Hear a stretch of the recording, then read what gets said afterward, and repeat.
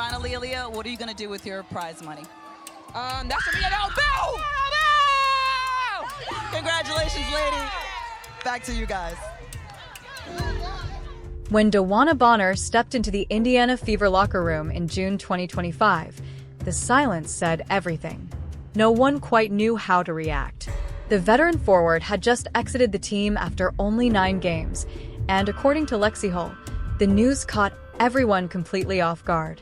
We were all just sitting there like, what just happened? Hull told Glamour, explaining how difficult it was to have no real explanation. That's what made the moment so compelling. While public attention stayed locked on the franchise-wide shifts orbiting Caitlin Clark, the deeper story was unfolding quietly inside that locker room. The question no one dared to ask out loud was the one that truly mattered. What is it actually like to be Caitlin Clark's teammate? Indiana had loaded up for the 2025 season, hiring new head coach Stephanie White and adding veterans like Bonner, Natasha Howard, and Sydney Carlson. Everything was built to elevate a young core featuring Clark, Aaliyah Boston, and Kelsey Mitchell. On paper, it looked dominant, but the unspoken tension remained. When one player commands that level of attention and influence, how does everyone else fit? Basketball history tells us this isn't a new dilemma. After Caitlin played for the draft, fans were posting Shaq and Kobe memes about the thought of her. I know, they kept tagging me. I was like, guys. What do you think about that? I think it just goes to show the energy around women's basketball, the excitement around it, that they're making such great comparisons. Look back at the early days of the Miami Heat when LeBron James, Dwayne Wade, and Chris Bosh first joined forces. The talent was obvious, the personalities were strong, and it took time before the team truly found its identity. Indiana was facing a similar challenge, only with a brighter spotlight because of Clark's explosive rise. That's why Aaliyah Boston may be the most important voice in this entire conversation. She was the Fever's #1 overall pick in 2023, arriving a year before Clark, earning Rookie of the Year honors, and enjoying her own moment in the sun. Then Clark arrived, and the gravity of the franchise shifted instantly. Yet when you listen to Boston speak about Clark, the tone is unexpected. There's no bitterness, no jealousy. Instead, she's become one of Clark's strongest advocates. In July 2024, when Clark broke the WNBA single-game assists record, Boston spoke up during the press conference. As Clark tried to downplay her achievement, Boston cut in and said, "She's going to say it means nothing, but I think it's really cool. It's really cool." I feel like everyone talks about it. I'll see it on social media. They'll be like, Caitlin has so strong muscles, and don't tell her I said that either. don't even mention that. Yeah.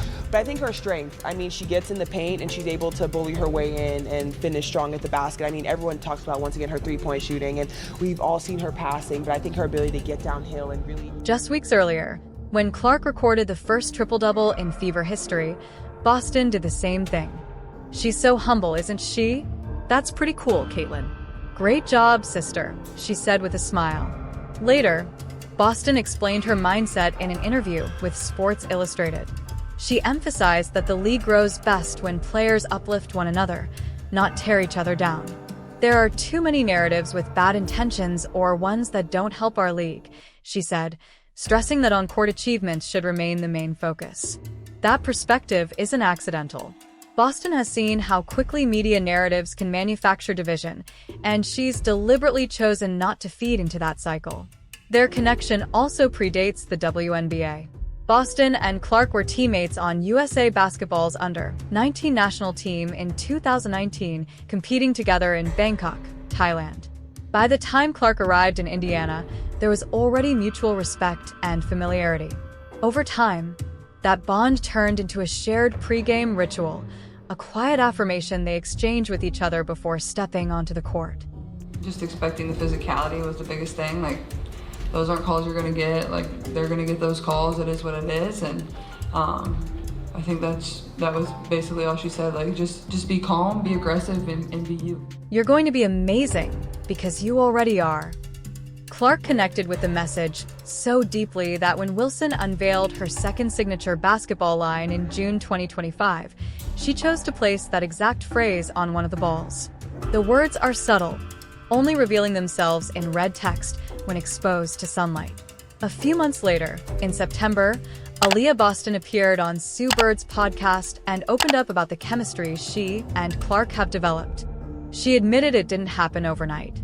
"I think it's because we finally have enough games under our belts and real time to practice, to gel, and to actually work through things. Sometimes that's just how it goes," Boston explained. She then broke down why Clark elevates everyone around her. "When Clark has the ball, defenses collapse, overhelp, and panic. That shot is going up, so I'm going to set a solid screen," Boston said. Simply put, Boston thrives because of the defensive gravity Clark creates. It is so special, and it is really a blessing to have won Rookie of the Year.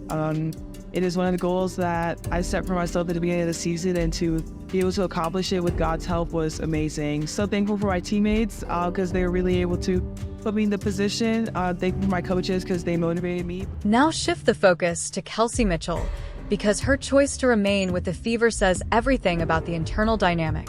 Mitchell entered free agency after the 2024 season at 29 years old, already a two-time All-Star, with a real opportunity to test the market.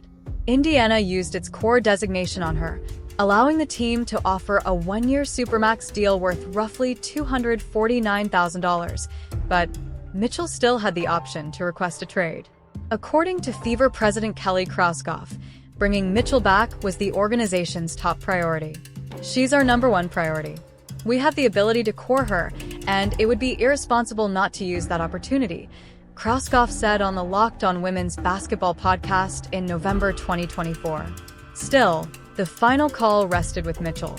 She could have walked away. Instead, she explained to the Next what ultimately guided her decision. Aaliyah Boston, 20 points apiece. Naz Hillman with 14 of her 16 in the second half. And Caitlin Clark, Kelsey Mitchell in Indiana get ready to head back to the Midwest as Aaliyah Boston is with Holly Rowe. "It just felt like the right time and the right place," Mitchell said. "I put in work with these women just a year ago, and even though changes were made, there was a lot of really good basketball played. I wanted to give it another run." She also pointed to family as a major factor, explaining that her situation at home has shifted and staying close mattered more than before. "Being near my family and getting one more year at it meant a lot to me," she added. That phrase, "one more year at it," stood out. Mitchell has been with Indiana since 2018, enduring years of losing seasons. Now that the Fever are finally competitive, she wants to see the journey through, even while staying realistic about what comes next. When she officially signed her contract on January 29, 2025, both Caitlin Clark and Aaliyah Boston celebrated the moment publicly on social media.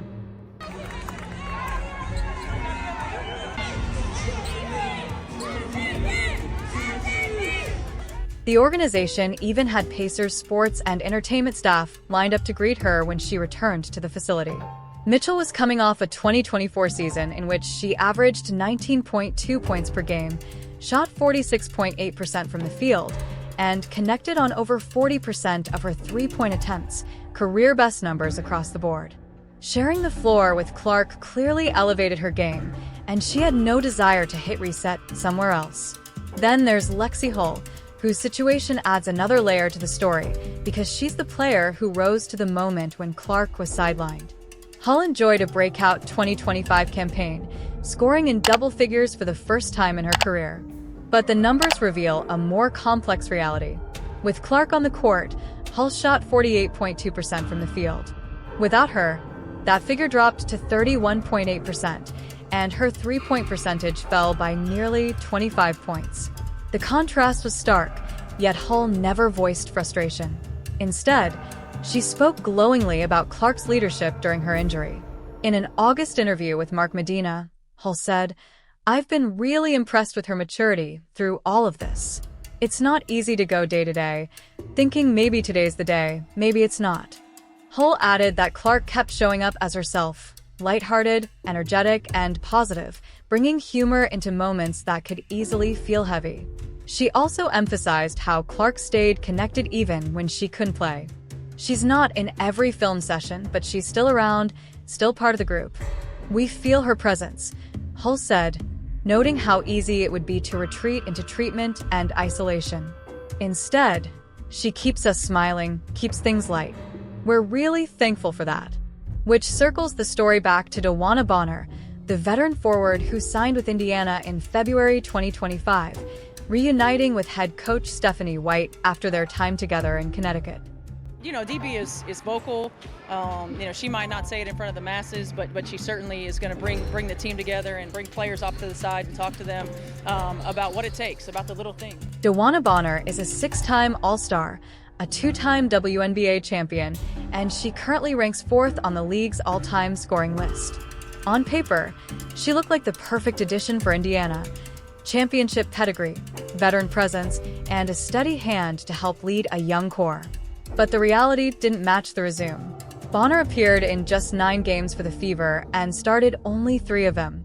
In early June, she stepped away from the team for what were labeled personal reasons, and on June 25th, Indiana officially waived her. In a public statement, Boston explained, "Despite our shared goals and excitement heading into the season, I felt the fit did not work out." She later rejoined the Phoenix Mercury. Here's where things become revealing. According to Fever general manager Amber Cox, Boston voiced her frustration roughly 9 or 10 games into the season, yet the players were never informed about what was unfolding. Lexi Hull later admitted she had been incredibly excited to learn from a veteran like Boston, only for her departure to feel sudden and confusing. She just leaves, and we're all sitting there like, what happened? Hull told Glamour, adding that the lack of explanation was difficult. Still, she said it ultimately brought the group closer. We kind of rallied around it and said, all right, this is us. After Boston's exit, the Fever went on a winning streak, capturing 5 straight victories even without Caitlin Clark, a sign that the remaining roster had fully committed to the vision. Head coach Stephanie White later described Clark's injury as a blessing in disguise because it forced others to rise. The underlying message was unmistakable. The players who stayed were the ones who truly wanted to be there. What this entire sequence shows is that building around a superstar like Caitlin Clark takes more than assembling talent. It demands players who accept their roles, understand the spotlight won't always shine on them, and genuinely buy into something larger than themselves. Aaliyah Boston, Kelsey Mitchell, and Lexi Hull all made that decision. They could have pushed back against the attention Clark receives. They could have asked out or aired frustrations publicly. Instead, they leaned in. Boston became Clark's loudest supporter. Mitchell chose to re-sign despite having other paths available. Hull praised Clark's leadership even while navigating her own challenges.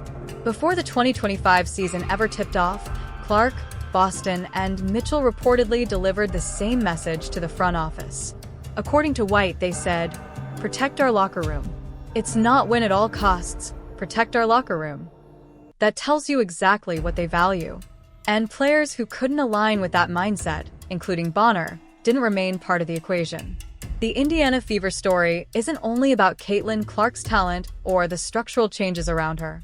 It's about the teammates who chose loyalty, unity, and shared purpose.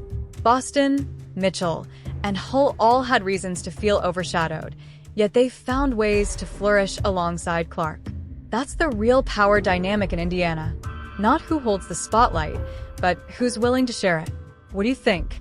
Do players like Boston and Mitchell deserve more recognition for how they've handled playing next to Clark? Drop your thoughts in the comments, and if you enjoyed this breakdown, make sure to subscribe for more deep dives into women's basketball.